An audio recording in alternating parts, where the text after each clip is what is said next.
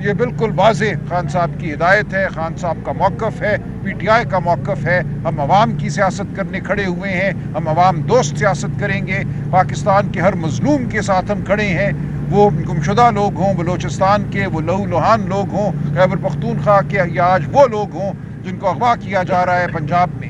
ہر روز پنجاب میں فسطائیت کا ایک نیا واقعہ سامنے آتا ہے، وہ منڈی بہاؤدین ہو، وہ کوئی اور جگہ ہو، پاکستان کا کوئی شہر کوئی گاؤں اس سے محفوظ نہیں ہے۔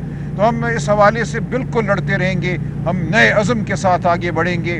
آج کی ملاقات، ہمارا دورہ سندھ، ہر روز ہمیں یہ یاد دہانی کرائی جاتی ہے کہ پاکستان کے عوام ہمارے منتظر ہیں، ہم پر اب یہ فرض ہے، تاریخ کا فرض ہے، خان صاحب کی رہنمائی میں ہم یہ جنگ لڑیں گے اور اس کو ہم جیت کر دکھائیں گے پاکستان کو۔ اس کے علاوہ خان صاحب نے چند اور ہدایات کی جو انتظامی نوعیت کی ہیں، وہ آپ کے سامنے آ جائیں گی۔ خیبر پختونخوا کے حوالے سے خان صاحب نے جنید اکبر صاحب کی جو صدارت ہے اس پہ ایک دفعہ پھر بھرپور اعتماد کا اظہار کیا اور یہ حکم دیا ہے کہ جو لوگ بھی وزارتی عہدوں پر یا حکومت کے کسی اور عہدے پر فائز ہیں وہ پارٹی کے عہدے چھوڑ دیں، تاکہ پارٹی کو اثر نو ایک طرح سے اس کی تنظیم کرنے میں جنید اکبر صاحب کو ایک فری ہینڈ حاصل ہو۔ تو یہ ہدایت بھی خان صاحب کی پہنچا دی جائے گی۔ اس کے علاوہ خان صاحب نے یہ کہا کہ جو لوگ پارٹی کے اندر رہتے ہوئے پارٹی پر حملے کرتے ہیں یا پارٹی کے خلاف کام کرتے ہیں، ان کے خلاف سخت تادیبی کارروائی کی جائے گی۔ جن لوگوں کو فارغ کر دیا گیا ہے ان کو ٹھوس وجوہات کی بنا پر فارغ کیا گیا ہے، کوئی اس حوالے سے دو رائے نہیں ہے۔ باقی جو انہوں نے گفتگو کی وہ کرکٹ کے حوالے سے کی، وہ بہت افسردہ ہیں جو اس وقت کرکٹ کی صورتحال ہے۔ نعیم پنجھوتا میرے ساتھ کھڑے ہیں، یہ آپ کو مزید تفصیلات بتائیں گے۔ سلمان صاحب ایک سوال لے لیں، آپ کی حالیہ ملاقات ہوئی ہے چیف جسٹس آف پاکستان سے، آپ نے جو وہاں پہ مطالبات رکھے یا جو آپ کے ذریعے سے عوام تک خبریں پہنچی ہے، یہ ساری صورتحال آپ نے بانی کے سامنے رکھی ہے، تو ان کا کیا کہنا تھا کہ اس ملاقات کو انہوں نے خوشائند کہا کیا؟ جی یہ ملاقات ان کی مرضی سے ہوئی تھی، یہ ایسا نہیں ہے کہ ان کو علم نہیں تھا۔ عمر ایوب صاحب نے باقاعدہ خان صاحب سے اجازت لی تھی اور اس اجازت کے بعد ہی ہم ملے تھے۔ انہوں نے پہلے بھی اس ملاقات کو مثبت قرار دیا تھا اور اب بھی انہوں نے کہا کہ چیف جسٹس صاحب نے جو آپ سے بات کی ہے اس کو آگے لے کے چلیے، چیف جسٹس کو یاد دلائیے ان کی جو گفتگو ہے ہمارے ساتھ کہ اس پہ عمل نہیں ہو رہا، جیلوں میں جو نظام اس وقت قائم ہے وہ قانون کے منافی ہے۔ تو یہ بات بالکل ہم چیف جسٹس صاحب کے سامنے رکھیں گے۔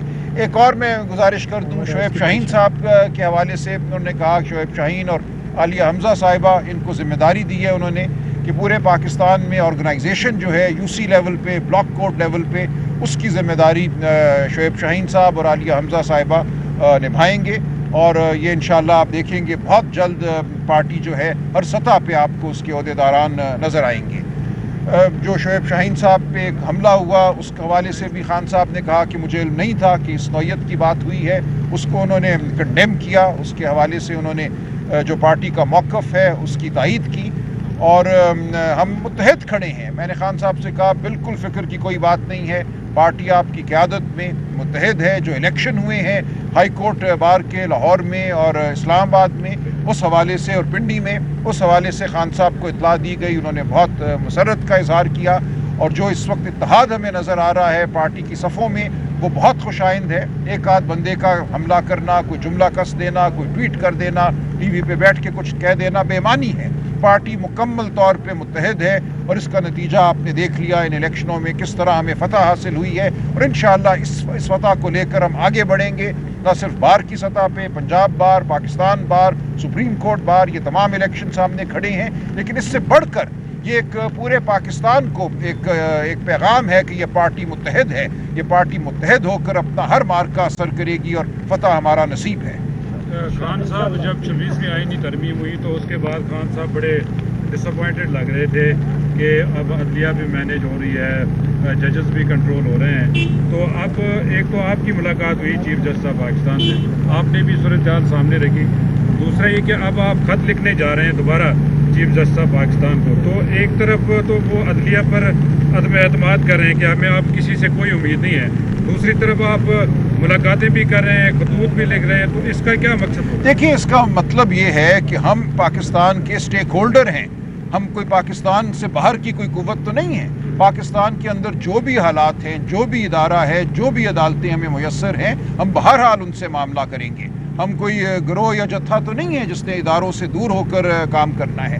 ہم پاکستان کے نظام کو بدلنے کی جدوجہد بھی کریں گے, ہم نیا پاکستان بھی بنائیں گے, لیکن جو اس وقت ہمیں پاکستان میسر ہے ہر دروازے کو ہم کھٹکھٹائیں گے. ایسا نہیں ہوگا کہ ہم کسی کو فری ہینڈ دے دیں. صاحب یہ بتائیے گا جو 26ویں ترمیم کے حوالے سے پارٹی نے فیصلہ لیا تھا کہ 10 ممبران کو ہم نکالیں گے پارٹی سے, اور شیر افضل مربت, کیا عمران خان نے کوئی سافٹ کارنر دکھایا؟ کیونکہ ان لوگوں کی جانب سے یہ مطالبہ کیا جا رہا ہے کہ ہم عمران خان کے سامنے اپنی تمام گزارشات رکھیں گے. کیا کوئی سافٹ کارنر ہے کہ ان کی معافی ہو سکے؟ نہیں, دیکھیں, جن لوگوں نے تو پارٹی ہدایت کے خلاف ووٹ ڈالا ہے ان کے لیے تو کوئی سافٹ کارنر نہیں ہے. ان کے خلاف کارروائی ہوگی اور ان کو پارٹی سے بے دخل کیا جائے گا. جہاں تک وہ لوگ ہیں جن کے حوالے سے ابہام ہے کہ وہ اس دن میسر تھے, نہیں تھے, ان سے رابطہ نہیں ہو پا رہا تھا, ان کے حوالے سے فرداً فیصلہ ہوگا. ان کو بالکل موقع دیا جائے گا بات کرنے کا, اپنے دفاع کا, اور اس کے بعد فرداً فیصلہ ہوگا. سر یہ بتائیں کہ جنید اکرم صاحب پر اعتماد کا اظہار کیا گیا, اگر بانی پی ٹی آئی نے وزیر اعلیٰ کے پی کے جو علی امین گنڈا صاحب ہیں ان پر بھی کیا اعتماد کا اظہار کیا؟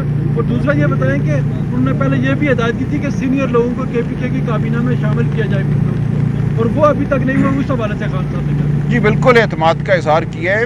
وزیر اعلیٰ خیبر پختونخوا کے حوالے سے کوئی ابہام نہیں ہے. وہ خان صاحب کے مقرر کردہ وزیر اعلیٰ ہیں اور وہ اپنے فرائض خان صاحب کی ہدایت کے مطابق سر انجام دے رہے ہیں. جہاں تک تقرریوں کا تعلق ہے وہ بالکل اپنی جگہ ہے بات. خان صاحب کا حکم بالکل موجود ہے.